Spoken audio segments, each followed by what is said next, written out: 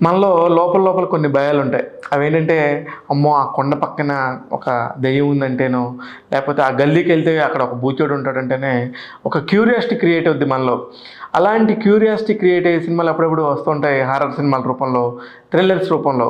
ఇవాళ అలాంటి ఒక హారర్ సినిమా ఈరోజు మార్కెట్‌లోకొచ్చింది. ఆ సినిమా పేరే 'ఊరి పేరు భైరవకోన'.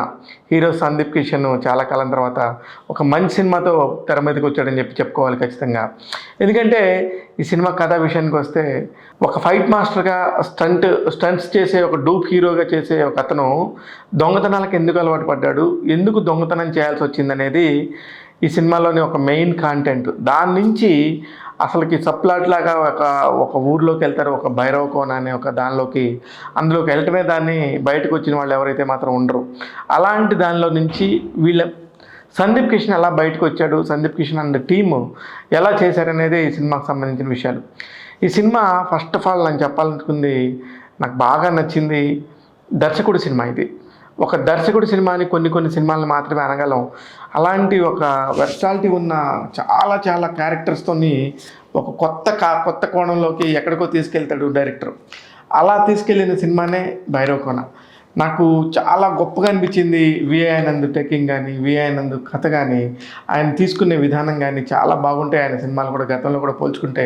మనం 'డిస్క రాజా' అయ్యుండొచ్చు, ఆహ్, 'ఎక్కడికి పోతావు చిన్నదానా' అయ్యుండొచ్చు. ఇట్లా రకరకాల సినిమాలన్నీ కూడా చాలా బాగా చేశాడాయన. ప్రతి సినిమా కూడా ఒక కొత్త వేరియేషన్ చూపిస్తాడు. అలాగే 'అల్లు శిరీష్‌తో ఒక క్షణం', 'నిఖిల్‌తో ఎక్కడికి పోతావు చిన్నదానా', 'రవితేజతో 'డిస్కో రాజా' ఇలా ప్రతి దగ్గర కూడా చేసుకుంటూ వస్తాడు. మధ్యలో 'టైగర్' అనే ఒక సినిమా ద్వారా సందీప్ కిషన్, రాహుల్ రవీంద్రని పరిచయం చేస్తే ఇంకో సినిమా. వీటన్నిటిలో కూడా మీరు గమనిస్తే ఒక కథ చెప్పే విధానం మాత్రం చాలా కొత్తగా ఉంటుంది. అసలు ఫ్లాట్‌గా మాత్రం ఉండదు. ఏదో ఒక కొత్తదనం, ఒక ఎక్స్ ఫ్యాక్టర్‌తోనే ఈ దర్శకుడు స్క్రీన్ మీదకి వస్తాడు. దానికి తోడు ఈ సినిమాలో ఇంకా చాలామంది చాలా అడ్వాంటేజ్ అయింది. అదేంటంటే ముఖ్యంగా టెక్నీషియన్స్ దగ్గరికి వస్తే కెమెరామెన్ రాజ్ తోట చాలా అసలు మెయిన్ పిల్లర్ లాగా అనిపించింది ఈ సినిమాలో. ఎందుకంటే చాలా వేరియేషన్స్ ఉంటాయి. డార్క్ లైట్ ఉంటుంది, నైట్ లైట్ ఉంటుంది. అలాగే డే లైట్‌లో కూడా చాలా ఎఫెక్టివ్‌గా కొన్ని షాట్స్ ఉంటాయి. ఇకపోతే విజువల్ ఎఫెక్ట్స్‌కి సంబంధించి చాలా బ్యూటిఫుల్‌గా అనలైజ్ చేశారు.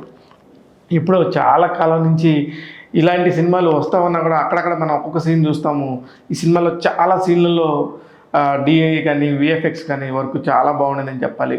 ఇకపోతే మ్యూజిక్ డైరెక్టర్ శేఖర్ చంద్ర గురించి పర్టికులర్గా చెప్పాలి.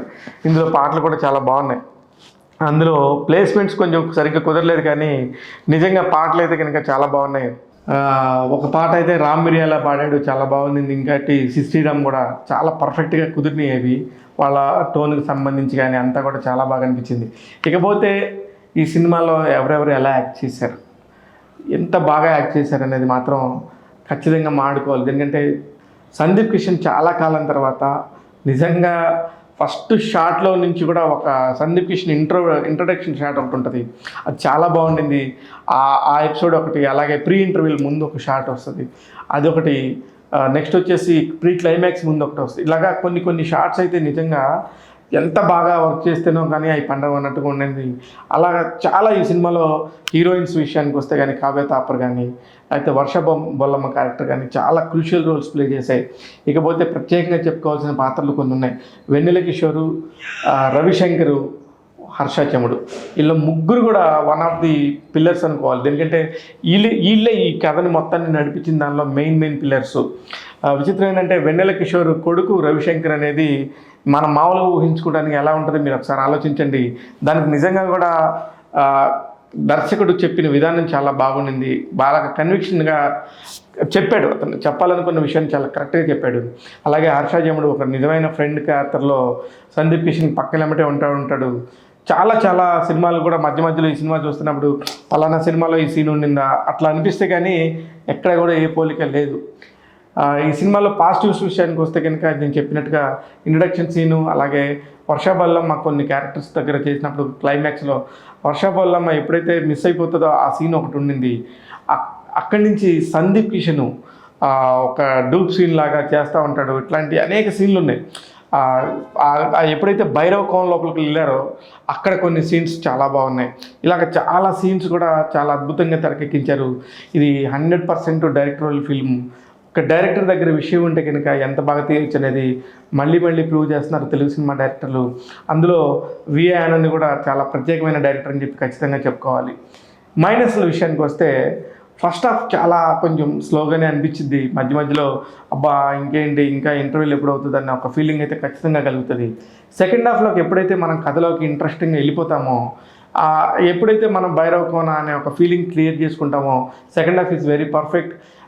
చెప్పిన కథ కానీ ఎక్కడ కూడా ఏ పాయింట్ని మిస్ కాకుండా ప్రతి ఒక్క క్యారెక్టర్కి ఇంకొక క్యారెక్టర్ని ఎలా జత చేర్చారనేది మాత్రం చాలా బాగా అనిపించింది. అంతే తప్ప మిగతా అంతా కూడా ఖచ్చితంగా చూడొచ్చు. ఈ సినిమాని ఖచ్చితంగా ఫ్యామిలీస్తో ఎంజాయ్ చేయొచ్చు. ప్రతి ఒక్కరు కూడా పర్ఫెక్ట్గా ఎంజాయ్ చేస్తారని నేను అనుకుంటున్నాను. ఊరి పేరు భైరవ్ కోన సినిమాకి ట్యాగ్ తెలుగు ఛానల్ ఇచ్చిన రేటింగ్ 3/5. నేను మీ శివ మల్లాల.